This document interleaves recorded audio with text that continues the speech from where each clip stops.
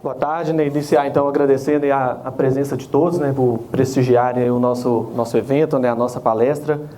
Vamos dar início então à nossa discussão sobre o cenário de integridade estrutural dentro do setor da mineração. Hoje, né, a HRD está promovendo, né, essa palestra está sendo promovida pela HRD, mas é uma palestra, um tema, né, de interesse para todos os profissionais, né, que atuam e trabalham com essa área, né, do setor de integridade estrutural dentro desse mercado, né, que tem tanta necessidade e tanta oportunidade também de evolução. Diante desse cenário, né, então a gente objetiva trazer a discussão sobre a gestão de integridade estrutural de uma maneira estruturada, né, passando pelas definições aqui na palestra, as definições relativas à integridade estrutural, normas aplicáveis, trazendo uma ideia de benchmark, né, com os outros setores, onde estamos ali posicionados, contexto atual dentro dos nossos convidados aqui, né, duas grandes companhias aqui do mercado, e a aplicação de uma metodologia relacionada ao tema aqui em discussão e, por fim, as considerações de encerramento. Brevemente, fazendo uma apresentação, a HRD é uma empresa de engenharia de integridade estrutural de equipamentos, edificações e infraestrutura. Temos ali a missão de garantir segurança, confiabilidade e disponibilidade dos ativos dos nossos clientes, né, que vão ao encontro do objetivo das tratativas relacionadas à gestão de integridade estrutural, sempre tendo como excelência técnica e atendimento personalizado e de qualidade como pilares para atingir essa missão. Missão para a qual somos certificados ISO 9001 no nosso sistema de gestão da qualidade. Dentre os nossos principais clientes, né, destacando aqui para o contexto da palestra, a Samarco, MRN, Alcoa, Hidro, são empresas, aqui exemplo, que a gente aplica diariamente todos os métodos e procedimentos acerca de integridade estrutural que a gente vai estar trazendo aqui para a discussão. Dentro dos equipamentos, né, onde temos aqui a atuação da empresa, uma grande gama, né, os mais diversos tipos de equipamentos e estruturas, né, que compõem os ativos de uma empresa de mineração, setor que representa mais de 60% de nossa carteira, isso de forma direta, fora as correlações com demais setores do mercado, sendo siderurgia, portos, também com uma grande atuação nossa através do manuseio de matérias-primas provenientes do setor minerário. Ainda nas apresentações, meu nome é Diego Martins, sou diretor comercial da HRD, responsável pela área de vendas, marketing e novos negócios da empresa. Vou dividir aqui o palco, o microfone, né, com o diretor estratégico da HRD e responsável técnico também da empresa, o Hugo Gatti, e os nossos colegas, parceiros, né, o Cícero Bastos, engenheiro na Anglo América, e o Rogério Neves, responsável de integridade estrutural da planta de Ubu, da Samarco Mineração. Começando o nosso conteúdo, né, a partir das definições relativas à integridade estrutural, tem-se, né, definido via literatura, né, que um componente estrutural é considerado íntegro quando ele desempenha as funções para a qual foi projetado, com um comportamento confiável e previsível. Definido pela ABNT, através da NBR 6118, que a integridade estrutural é um conjunto de metodologias e abordagens que permitem a avaliação desse desempenho estrutural. Então, quando trabalhamos, né, quando aplicamos a avaliação de integridade estrutural, temos diversas técnicas e procedimentos que permitem avaliar o estado de conservação de estrutura, permitindo assim, né, prever o seu comportamento estrutural, mitigar acidentes, né, eu acho que como um motivo mais direto, né, da aplicação da gestão da integridade estrutural.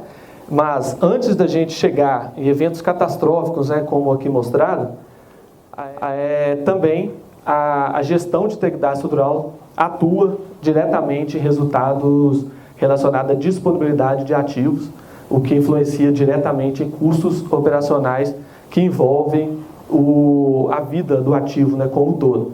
Então, a gente traz aqui algumas informações, né, alguns números.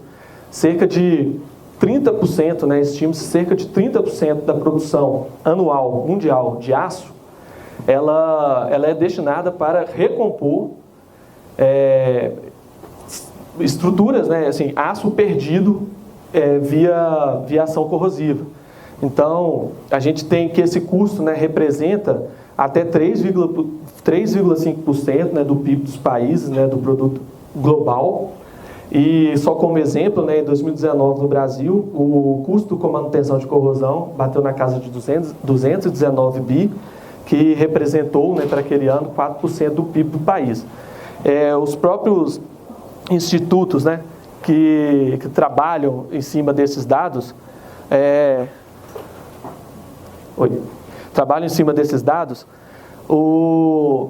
traz, né, que há várias discussões a respeito de aplicação de técnicas hoje já conhecidas, técnicas já em aplicação no mercado, seria uma redução direta de 30% desse custo que a gente tem falado, que a gente tem aqui conversado. Então, é notório ver quando a gente traz de um cenário macro para um cenário micro, dentro do ciclo de vida do ativo, as oportunidades e o potencial de ganho em termos de redução de custo mesmo, né, representando diretamente no fim da cadeia, quando a gente fala de cuidados relacionados à integridade estrutural.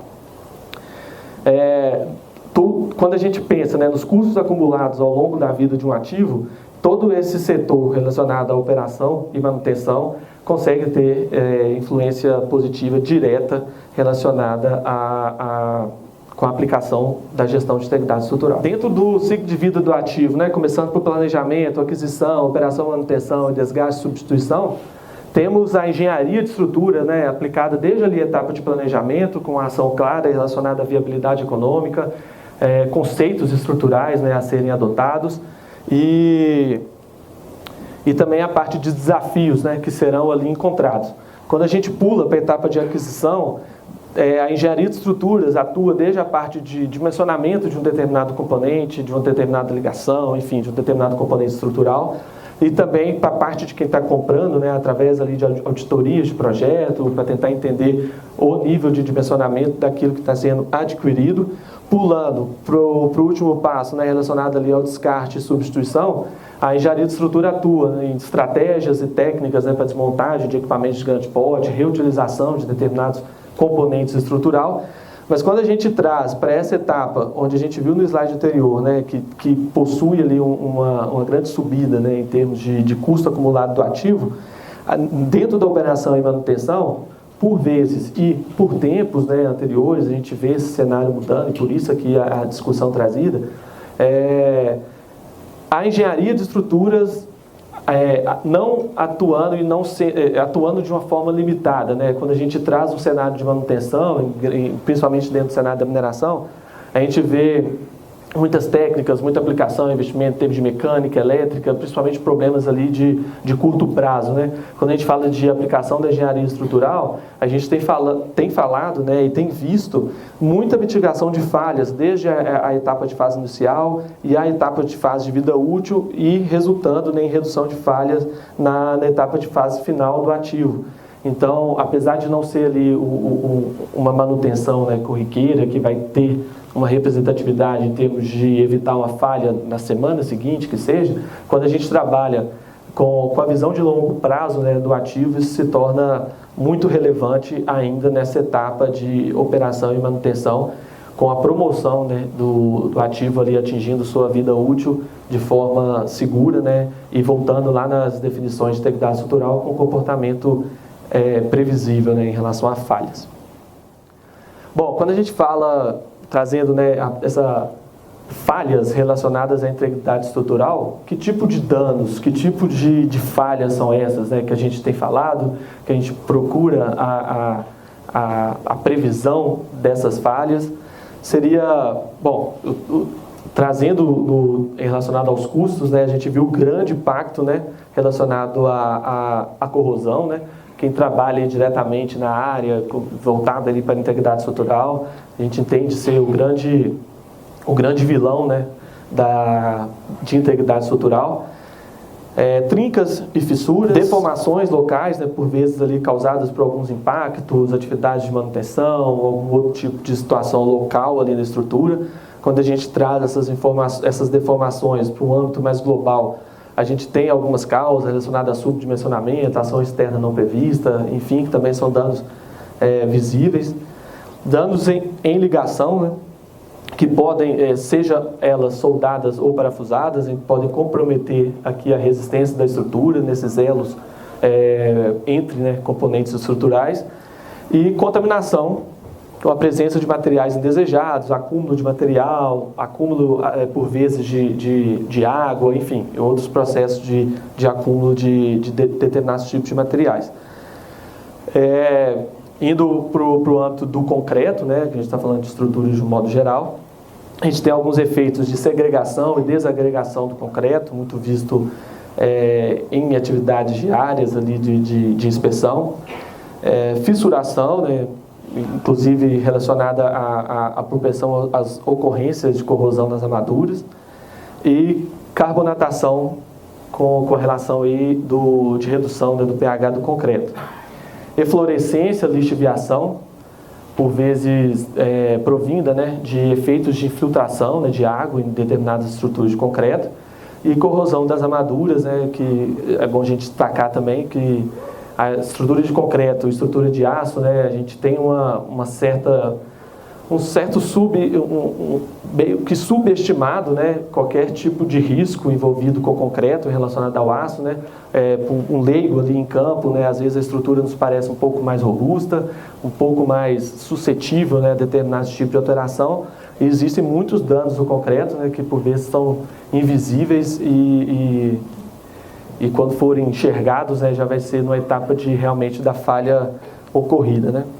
Nas nossas rotinas, seja de inspeção, de avaliação em escritório, de integridade estrutural,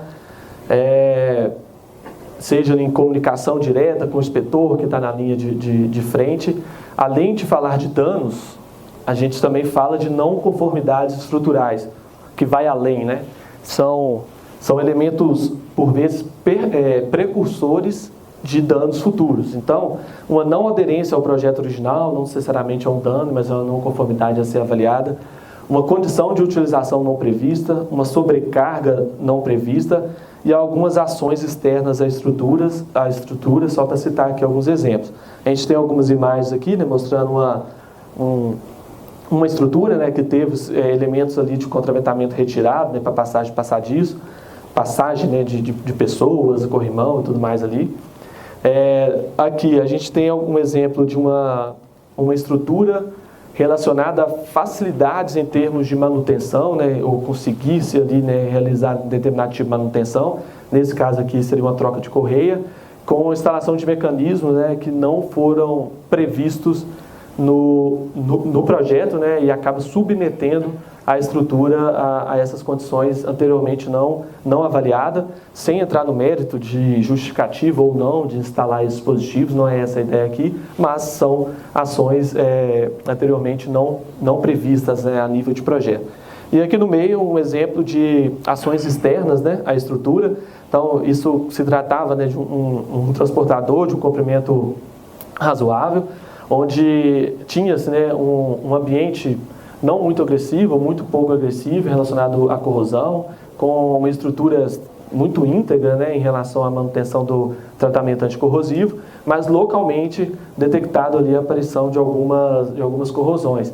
E investigando, né, no momento, essas corrosões eram resultado de uma ação externa à estrutura, no caso aqui um vazamento de água no flange de alguma tubulação aqui na região.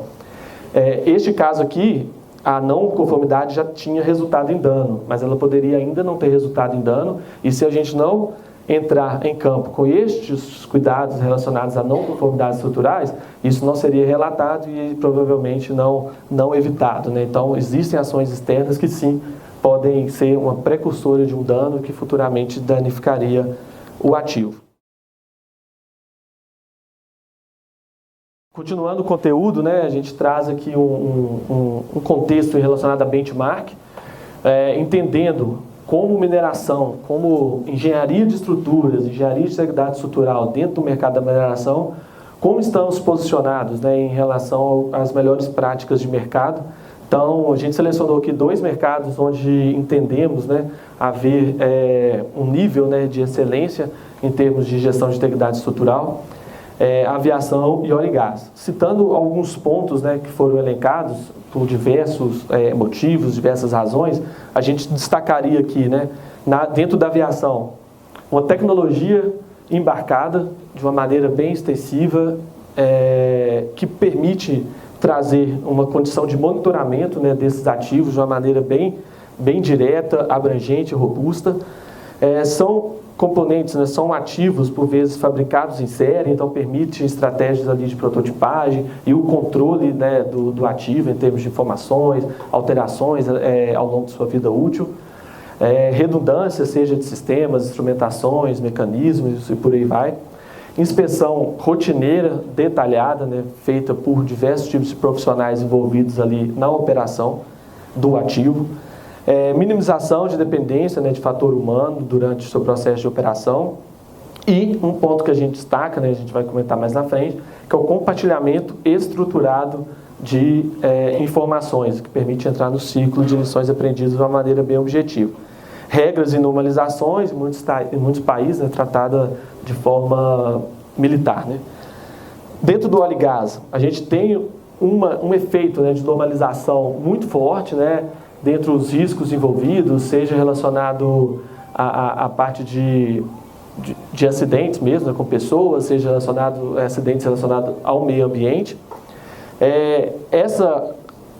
Esse arcabouços, né, de normalização traz uma possibilidade de um trabalho relacionado à certificação também muito abrangente, traz regras claras, né, de inspeção. A gente vê muitos órgãos relacionados à indústria de óleo e gás que traz inclusive exemplos, né, modelos de relatórios, por exemplo, a ser seguido para determinado tipo de inspeção, determinados tipos de serviço. A API, né, só citando aqui, que traz metodologias muito bem embasadas, estatisticamente com um volume, né, de informações que traz ali uma robustez muito interessante, destacando aqui, né, Fitness for Service e inspeção baseada em risco. E com todo esses critérios, né, de certificação, de normalização, a gente tem, de uma forma muito abrangente, dentro do mercado de óleo e gás, a capacitação e qualificação dos profissionais ali envolvidos, né? Determinados equipamentos, determinados ensaios dentro da indústria de óleo e gás não são desenvolvidos, né, ou realizados não havendo ali uma qualificação específica. Lógico que dentro da mineração a gente traz, né, alguns efeitos dessas normalizações, mas não diretamente, né, relacionado aqui ao mercado da mineração. Bom, citando alguns pontos, né, de caminhos de evolução dentro do mercado da mineração, a gente destacaria, né, tecnologia de monitoramento contínuo e redundância de alguns dispositivos, que a gente pode entrar em mais detalhes, normas específicas, né, principalmente no que tange a elementos relacionados à gestão de integridade estrutural e, como um próximo passo, né, procedimentos relacionados a certificações, que pode inclusive trazer inferências relacionadas a seguro de algum equipamento, determinado equipamento certificado, estatisticamente ele pode apresentar um menor prêmio de seguro por um menor risco de acidente e por aí vai. Uma empresa, por exemplo, seguradora de uma máquina de pátio, alguma coisa do tipo. Controle do ativo, desde a parte de gestão de informações, relacionado desde a parte de projeto, as alterações ali em campo, por vezes que ocorrem, enfim, toda essa parte relacionada a um controle, a um databook do ativo, que desde a sua forma no projeto, como que ele foi se desenvolvendo. A gente está falando de ativos que fica 30 anos, 40 anos em operação, então o histórico realmente é um ponto muito relevante, né, a ser tratado. E, por último, o compartilhamento estruturado de informações. Eu acho que é algo que deveria ser avançado. A gente hoje tem tratativas, principalmente relacionadas a acidentes, feitas de forma muito internas, né, às organizações, e isso acaba não entrando no ciclo, né, de lições aprendidas, onde um determinado, uma causa raiz, né, de um determinado acidente acaba não sendo evitado, né, numa próxima oportunidade. E aí a gente traz aqui uma recomendação, né, de um site, né, um órgão, que é o Cross Safety. Quem não tem conhecimento, né, depois quiser acessar, ele traz hoje um arcabouço de informação dentro dos Estados Unidos, Reino Unido e Austrália, relatos, né, relatórios desde o que ocorreu, né, em determinados acidentes estruturais, como que foi todo o processo ali, né, de investigação e quais foram as causas identificadas. É bem interessante. Dentro do contexto, né, da indústria que tem esse sigilo de informação, o Cross Safety traz todos esses dados de forma descaracterizada, né? Então a gente não tem lá onde foi que ocorreu, com qual empresa ocorreu, mas tecnicamente existe, né, uma comissão para avaliar os documentos e trazer informações técnicas suficientes, né, para que essa lição seja extrapolada, né, para outras áreas, para as outras empresas, mas não traz ali uma identificação direta, né, de onde ocorreu. Então fica aí como uma recomendação de acesso.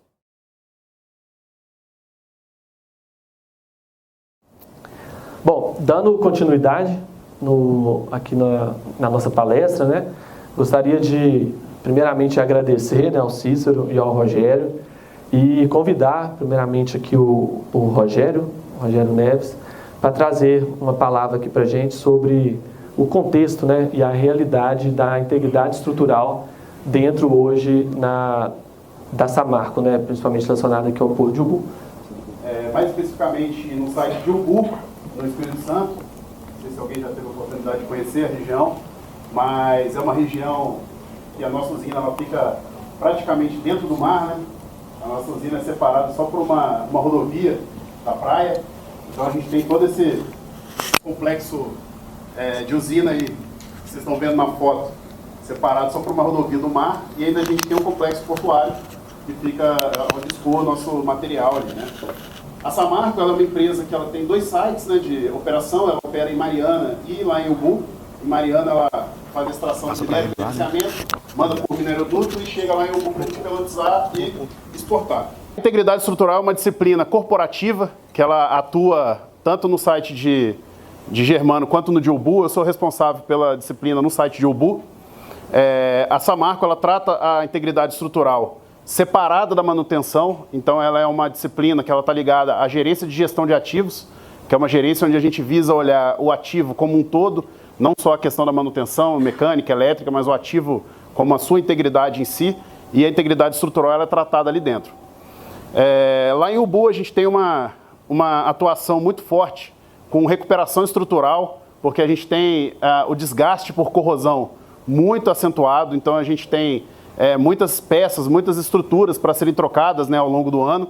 Então a gente atua fortemente com recuperação estrutural e também com a manutenção preventiva do ativo, que é o tratamento anticorrosivo, que é onde todas as organizações têm que focar os seus esforços, que é o tratamento anticorrosivo que vai prevenir que o seu ativo chegue ao estado de recuperação estrutural, necessite ter uma peça trocada, né? O que eu queria trazer aqui, principal, para a gente analisar a integridade estrutural hoje na mineração, é muito focado na cultura. A cultura de integridade estrutural ela não está difundida dentro da mineração. A mineração ela é muito focada na manutenção do ativo, na mecânica, na elétrica e colocar o ativo para rodar, para operar. A mineração, como ela é uma indústria de base, é uma indústria muito antiga no Brasil, ela tem a sua mentalidade ainda um pouco retrógrada. Então ela não acompanhou em muitas partes das evoluções do mercado, principalmente na parte de integridade estrutural. Como a nossa mineração ela é muito voltada aqui em Minas Gerais, a gente tem pouca a gente acaba não acompanhando as evoluções que principalmente o setor de óleo e gás tem a sua evolução muito grande. Então a gente precisa difundir um pouco mais essa cultura da integridade estrutural dentro da mineração, precisa fazer um pouco mais de benchmark, abrir um pouco mais a mente para esses outros setores. E eu gosto sempre de citar o óleo e gás, que são eles são muito assertivos na questão, principalmente de tratamento anticorrosivo. Eles têm normas muito bem estabelecidas, controles muito bem estabelecidos, e a gente ainda está engatinhando isso muito pouco, né? Dando um exemplo pequeno para vocês aqui, hoje o BU a gente trabalha com uma equipe de execução aí, de 150 pessoas e uma equipe de engenharia e inspeção de aproximadamente 40 a 50 pessoas rodando todo mês aí, fazendo tratamento anticorrosivo e recuperação estrutural.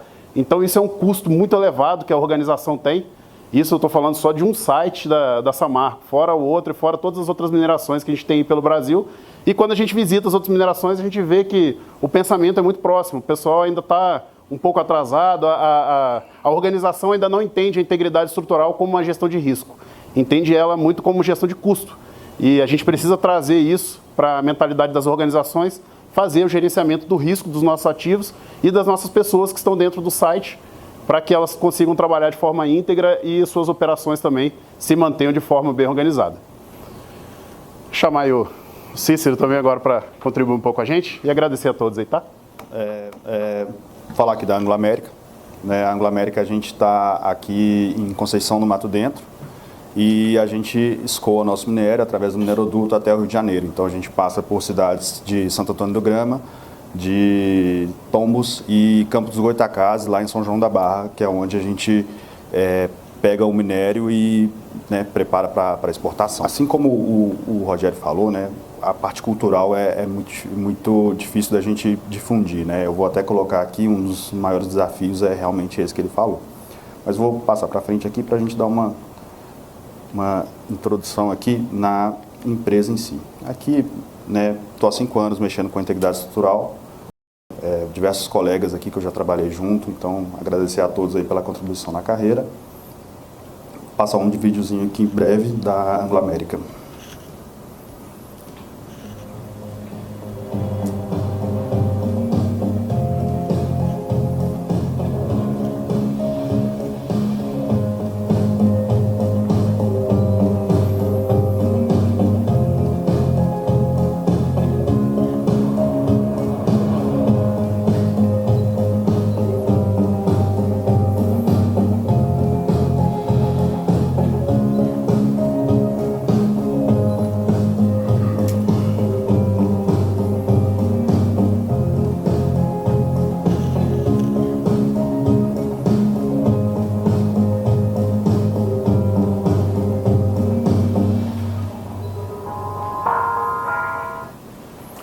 Bom, esse pedacinho aqui é o pedacinho que a gente fala da nossa usina de beneficiamento, tá?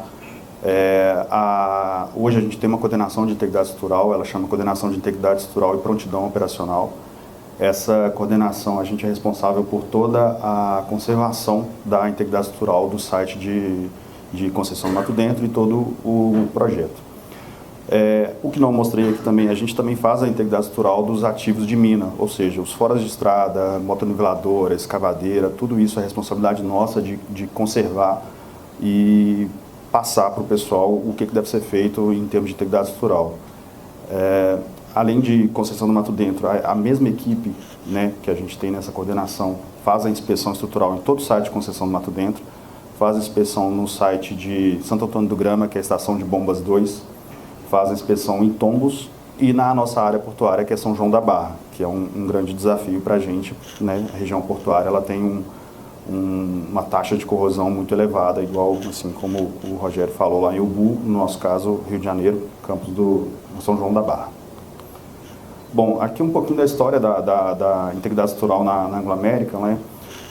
Em 2000, a Anglo América é uma empresa que tem sede em Londres, né? Então a gente é regido muito por essa parte global, né? A gente tem uma pessoa, a gente chama de principal, que é a pessoa que é responsável por gerir toda a integridade estrutural em todas as plantas da Anglo América, seja no Chile, seja na Austrália, seja na África, todos nós devemos seguir essas normas, né? Então 2010 foi quando foi criada a primeira norma de integridade estrutural na Anglo, tá?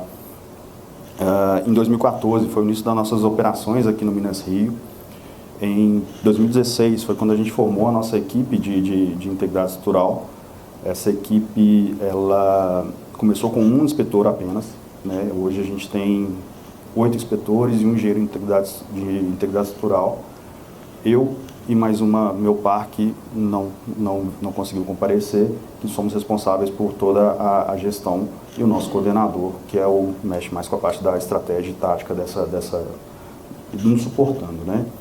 E um marco que eu acho importantíssimo, muito em relação à cultura que o Rogério falou, a criação da coordenação de integridade estrutural.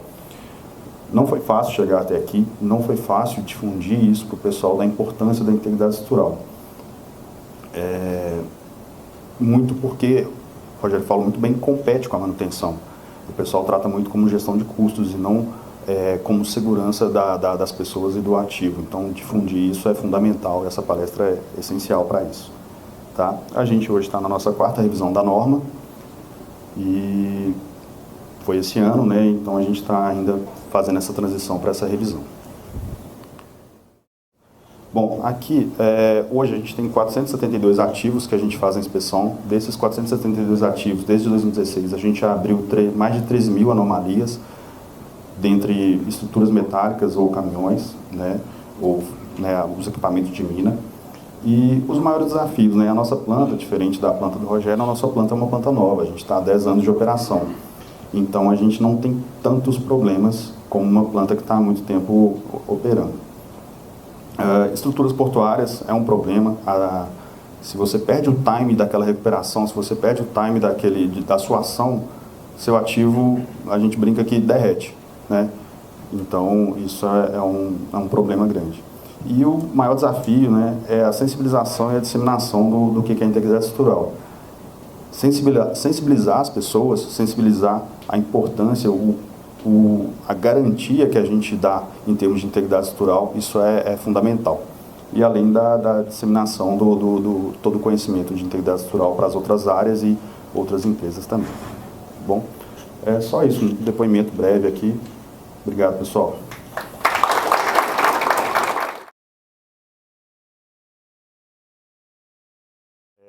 Então, vou trazer um pouquinho de como a HRD aplica a gestão de integridade estrutural para os nossos clientes. Como vocês viram, a gente não tem uma norma de gestão de integridade estrutural, uma norma internacional reconhecida ou mesmo uma norma nacional. Então, cada organização usa a sua, a Anglo, a Vale, Samarco tem suas metodologias, e o que a gente propõe, o que a gente conversa com nossos clientes é uma estrutura baseada e inspirada na ISO 19901, que é uma norma de óleo e gás. Essa metodologia ela é baseada em melhoria contínua, então ela tem um processo que se inicia numa definição estratégica, ela tem esse retângulo tracejado, que é a gestão em si, com a análise e avaliação de integridade estrutural, estratégia e planejamento de inspeção, as inspeções e a gestão de informação, tudo isso num processo que retroalimenta informações gerenciais, possibilita auditoria e revisão de processos, gerando melhoria contínua, tomada de decisões, redefinições de estratégia e gerenciamento de integridade estrutural. Vou falar um pouquinho de cada um desses tópicos e como a HRD contribui com isso. O primeiro ponto sobre estratégia de gerenciamento de integridade estrutural é entender qual o apetite ao risco que aquela organização tem. Então, alinhar essa premissa, alinhar essa expectativa com a política de negócio da empresa é essencial que seja feito pela alta direção, para que a partir daí sejam apontadas premissas, diretrizes de gerenciamento de integridade estrutural, que basicamente consistem em uma definição de estrutura de trabalho. Então a gente tem tamanho de equipe, estrutura, gerência, como que isso vai funcionar. A partir daí a gente entra dentro do fluxo de gestão mesmo. Começa com uma análise de avaliação de integridade estrutural, que consiste em tomada de histórico de integridade estrutural de ativos, avaliação da capacidade do ativo em sua condição degradada de cumprir a sua função estrutural, né? Mais uma vez trazendo o termo aí de Fitness for Service, que é um termo de óleo e gás que se aplica muito, pode muito ser aplicado dentro da indústria de mineração. Também definição de planos de ação para mitigação, eliminação de riscos identificados, reclassificação dessa análise de risco, que é feita a partir de medidas de controle, planejamento ou mesmo eliminação de risco. Tudo isso reavaliado, retroalimentado, com novos achados, com novas inspeções e novos históricos.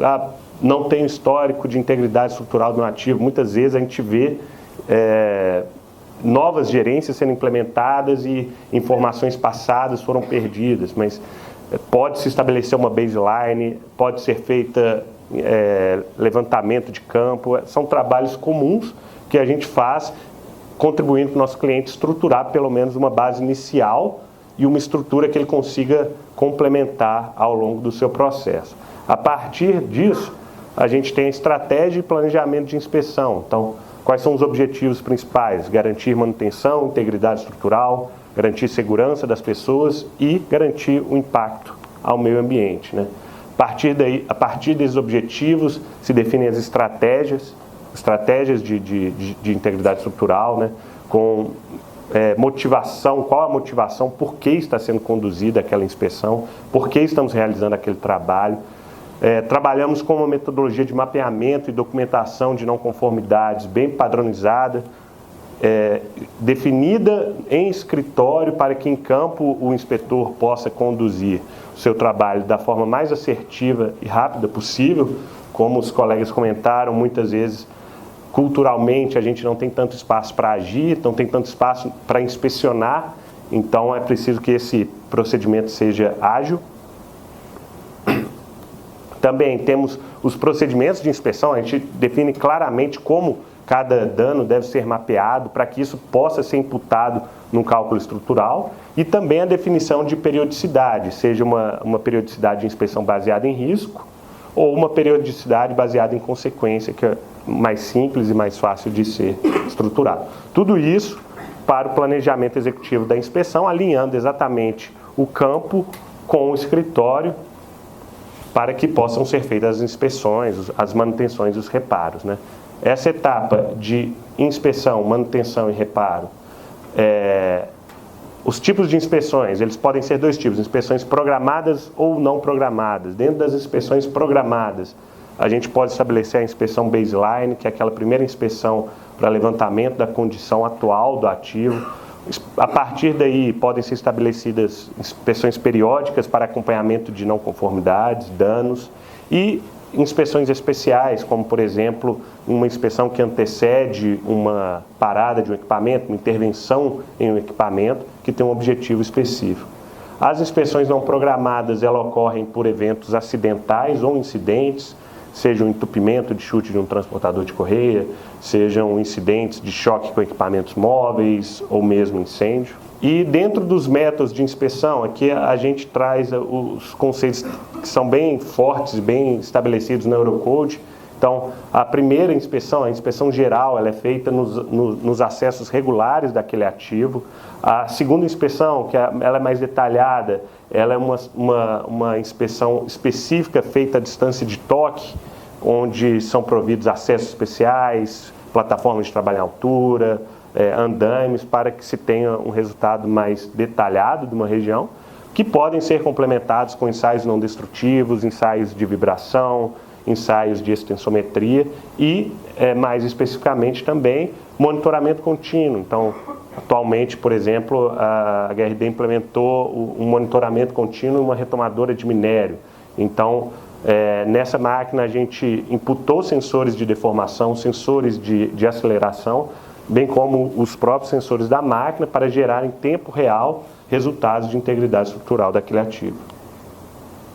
Tudo isso para que possam ser feitas as manutenções e os reparos, seja conforme o projeto original, seja retomar para a condição de projeto, ou seja, dentro daquela ideia de uma análise estrutural, de uma verificação da condição da estrutura degradada, projetos de adequação, reforços, todos os projetos de reforço executados pela HRD são seguidos por procedimentos executivos. Muitas vezes é um desafio, né? Os colegas colocaram, o tempo de intervenção dentro dessas estruturas também ele é reduzido, então para que não sejam acrescidos novos riscos durante uma intervenção, também deve ser seguido um procedimento executivo e também uma análise multidisciplinar ali. Muitas vezes ativos de mineração têm uma correlação muito próxima com disciplinas de mecânica, disciplinas de elétrica que precisam ser avaliadas.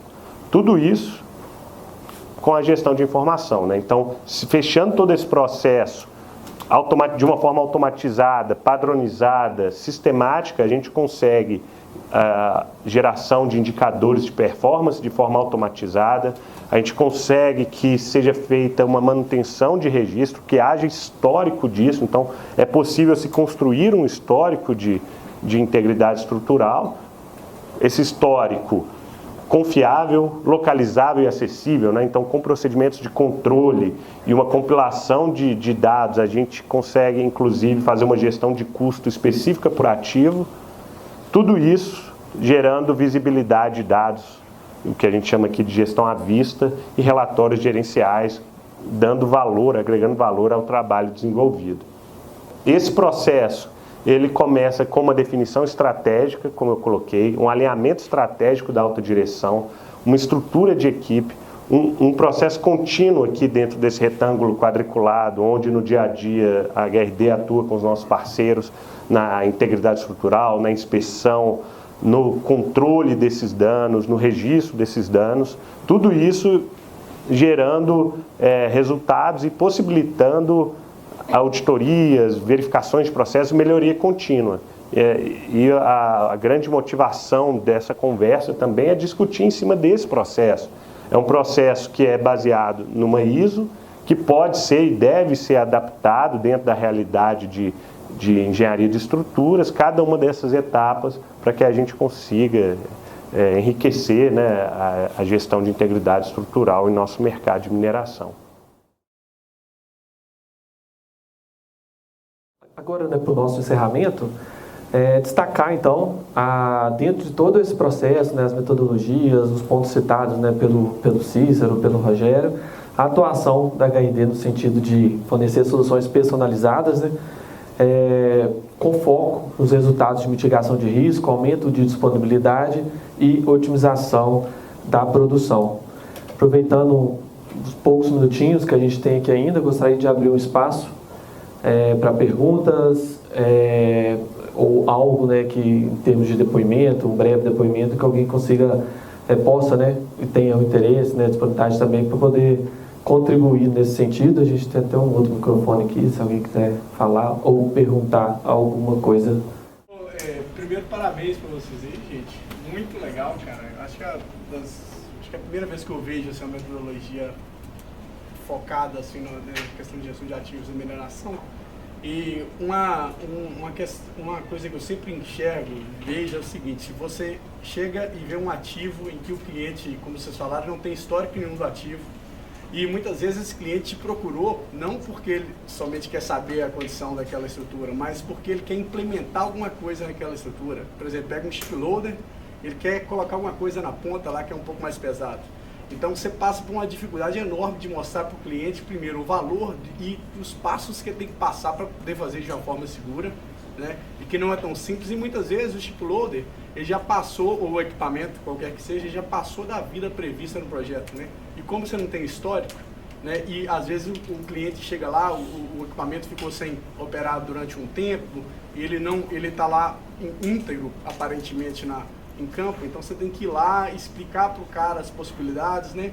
E para além disso, assim, como que vocês veem essa questão, né, de ter que falar para o cliente, mostrar para o cliente que isso é algo que está para além de muitas vezes do que ele está conseguindo enxergar no momento, e também como que vocês veem a questão de fazer modificações em equipamentos antigos sem ter esse histórico, sendo que, por exemplo, às vezes você precisa de fazer um esforço, a simulação está te mostrando que você precisa de fazer um reforço em um dado ponto, mas você está contando que a estrutura original, ela está íntegra o suficiente, mas pode ser que tenha uma trinca nucleada ali que ela não foi observada, inclusive pode ser que por alguma falha operacional, as trincas e os pontos que você teve, que estão mais possíveis de ter trincas, estão sendo mostrados no modelo, eles não estão pegando uma possível trinca que tem em outra parte lá, por causa de alguma falha operacional, por exemplo.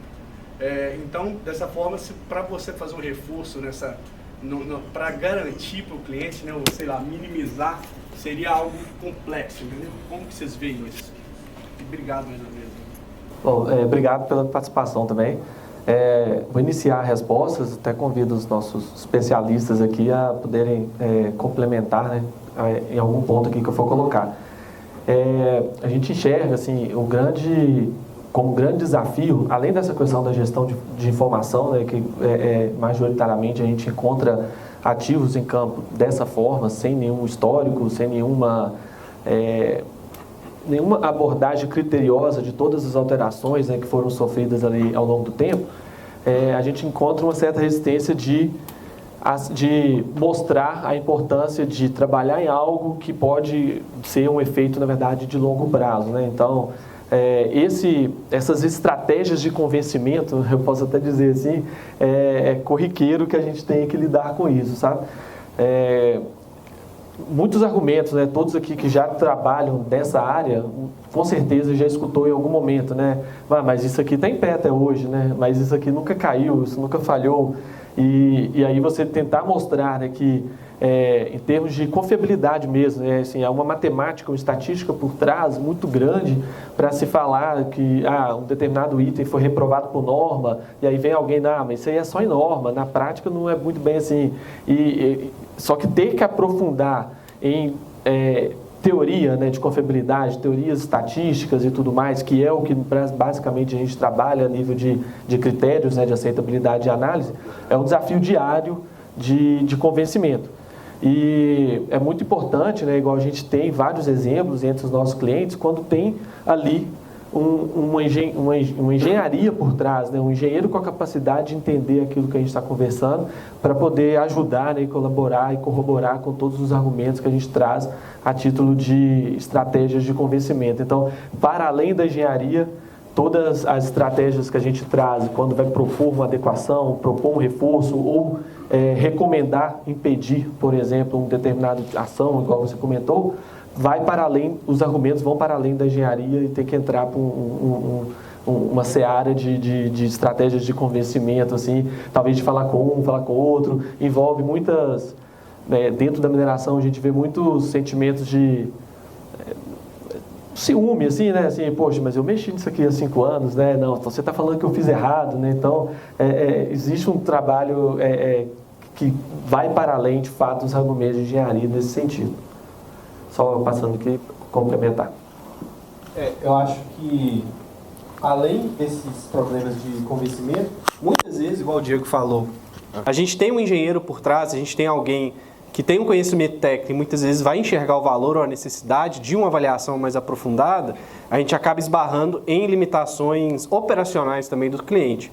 Porque muitas vezes ele já tem uma verba, já tem uma meta definida, antes de alguém que não tem essa informação, que não tinha essa informação ou essa sensibilidade, ter entendido o problema e toda a sua complexidade. E muitas vezes pode até inviabilizar a obra que eles estão pensando em fazer, e a pessoa que normalmente assumiu ou tem essa meta acaba ficando numa posição muito difícil também.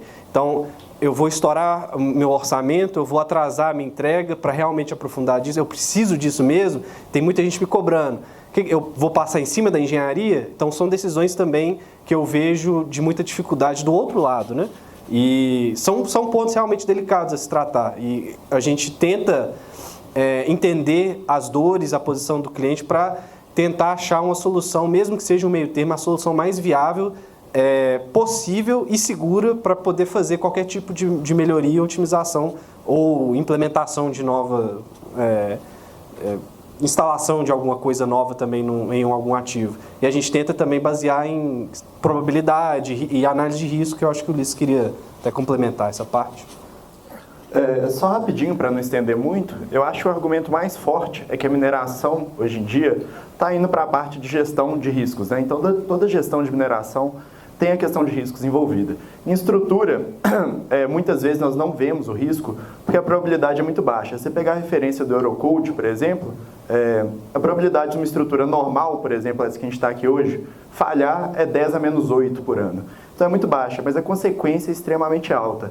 Então, à medida que você consegue colocar isso numa matriz de risco da empresa, demonstrando que essa estrutura tem que ser tratada, assim como a utilização de um cinto de segurança tem que ser tratada, nós temos riscos muito semelhantes, apesar de que a probabilidade de consequência são muito diferentes, então, num caso de um acidente de carro, se a probabilidade é muito alta e uma consequência mais baixa, que é só uma pessoa. No caso de uma estrutura, se a probabilidade baixíssima, mas a consequência é altíssima. Então, você colocando nessa matriz, colocando nesta abordagem de risco, você consegue demonstrar a importância disso. Assim, óbvio que isso é uma coisa que está incipiente ainda, mas eu acho que é a área da gestão que a gente tem que levar para poder convencer, né, da importância da gestão de integridade estrutural. Obrigado. E complementando, né, eu acho que entra também a questão cultural. A gente trouxe, é muito mais aceitável e é muito mais tratado falhas mecânicas, né? E é muito comum falha mecânica, falha de rolete, falha de tambor, falha de rolamento, falha estrutural é bem menos comum. Então, correlacionar esse risco, essa análise de risco que se tem padrão com a análise de risco de estruturas, eu acho que é o desafio que envolve e correlaciona com essa mudança cultural e uma gestão de integridade estrutural, inclusive com pessoas capacitadas para tomar decisão lá dentro, do outro lado também, não só da parte da consultoria, né? Eu acho que esse é o grande desafio.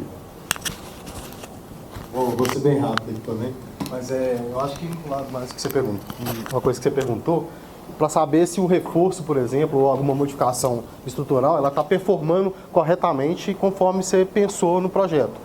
Então, acho que tem algumas estratégias que dá para fazer. Por exemplo, uma medição de deformação na estrutura para ver se ela está performando conforme era esperado. Uma medição de tensometria em alguma região específica que foi feita uma simulação e é esperado uma certa deformação naquele ponto. Se por acaso divergir muito do que é esperado, isso pode ser um indicativo de algum ponto. Porque realmente eu acho que não tem como, quando você pega uma estrutura já existente, você fazer uma inspeção que realmente vai jogar o risco lá para baixo e vai zerar qualquer risco de já ter uma trinca, já ter alguma descontinuidade ou já ter alguma deformação excessiva em algum momento.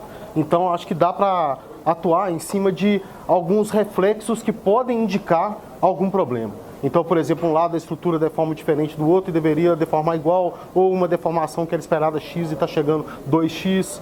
Isso aí pode ser um indicativo de algum problema em algum outro lugar da estrutura. Beleza?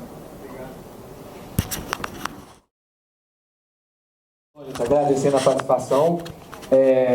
Nosso tempo já estourou aqui, né? Então a gente não vai poder abrir espaço para mais alguma outra pergunta, mas gostaria de convidá-los, né? A gente está disponível, a gente está disponível para essa conversa, tanto eu, o Hugo, os nossos especialistas aqui, né, que trabalharam aqui em toda a elaboração dessa metodologia. Eu gostaria de convidá-los a nos acompanharem a vir para a praça de alimentação mesmo, para a gente poder fazer essa aproximação e continuar, né, essa discussão, que eu acho que é muito interessante, né, inclusive convidando o Cícero, o Rogério, para a gente poder aproveitar esse momento e continuar essa discussão, mesmo de uma forma mais informal e, quem sabe, planejar próximas ações. Aproveitando, deixando aqui o QR Code, o pessoal ali no fundo também está com o QR Code mais próximo, lá, se não conseguir avaliar aqui. O pessoal está com o QR Code lá no fundo, que é um rápido formulário, né, para disponibilização de algumas informações, para a gente poder enviar a apresentação e também um certificado de participação aqui dentro dessa palestra, dessa discussão. Então, agradecendo a todos. Muito relevante, né, a gente ter este público e que a gente consiga, né, novos momentos, novas oportunidades para aprofundar nessa discussão. Obrigado.